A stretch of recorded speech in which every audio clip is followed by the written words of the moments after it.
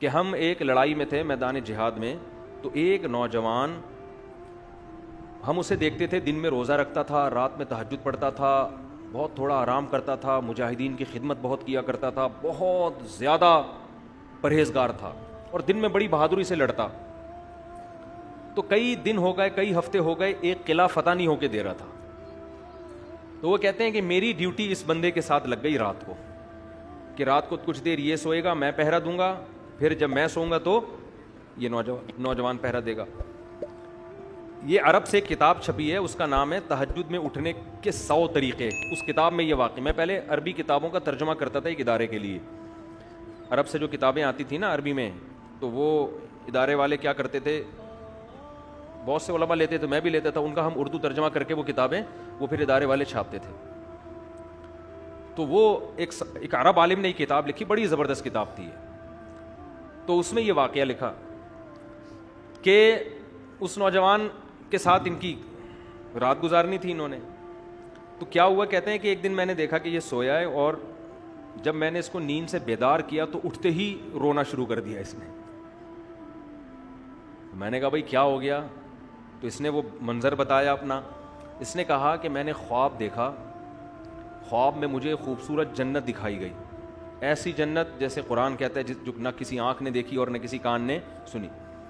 کہتے ہیں میں آگے گیا تو بہت خوبصورت عورتیں, بہت خوبصورت عورتیں. کہہ رہے میرا دل ان کی طرف مائل ہونے لگا. تو مجھے ان فرشتوں نے کہا کہ یہ تمہاری باندیاں ہیں, یہ تمہاری بیوی نہیں ہے, تمہاری بیوی آگے ہے, وہ ان سے بھی زیادہ خوبصورت. اب آپ کے کان کھڑے ہو جائیں گے جب بھی ایسی کوئی بات آتی ہے نا. تو وہ چلے گئے, وہ کہتے ہیں مجھے لے کر گئے. تو میں جب آگے گیا ہوں, اتنی خوبصورت جو اللہ نے جنت کے نقشہ کھینچا ہے قرآن مجید میں, کہہ رہے ہیں جب میں قریب گیا ہوں وہاں تو ایک خوبصورت کمرہ, جیسے دلہن کا کمرہ سجا ہوا ہوتا ہے, ایک تخت پہ ایک بہت حسین عورت, بہت ہی حسین, اس کے سامنے افطاری کا سامان رکھا ہوا ہے, کھانے پینے کا نا, افطاری کا نہیں ہوتا سامان. تو کہتے ہیں مجھے بتانے والے نے بتایا کہ یہ تمہاری زوجہ ہے اور تم نے اس کے ساتھ روزہ آج افطار کرنا ہے. اب رات کے وقت کس کی تو خواب آ رہے ہیں نا اس کو. کہہ رہے میرا تو ایسا دل کہ میں اس کے قریب جاؤں, میرا دل للچا رہا ہے.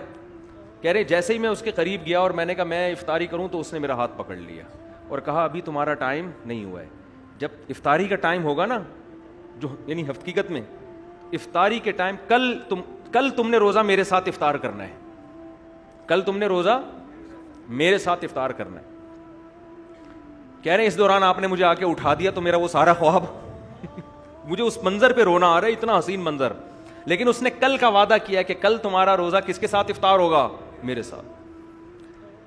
تو وہ بزرگ کہتے ہیں کہ مجھے لگا کہ یہ کل شہید ہو جائے گا نا, کیونکہ روزے تو یہ روز رکھتا ہے. حدیث میں آتا ہے میدان جہاد میں جو ایک روزہ رکھتا ہے 1 سال کے روزوں کے برابر ہے.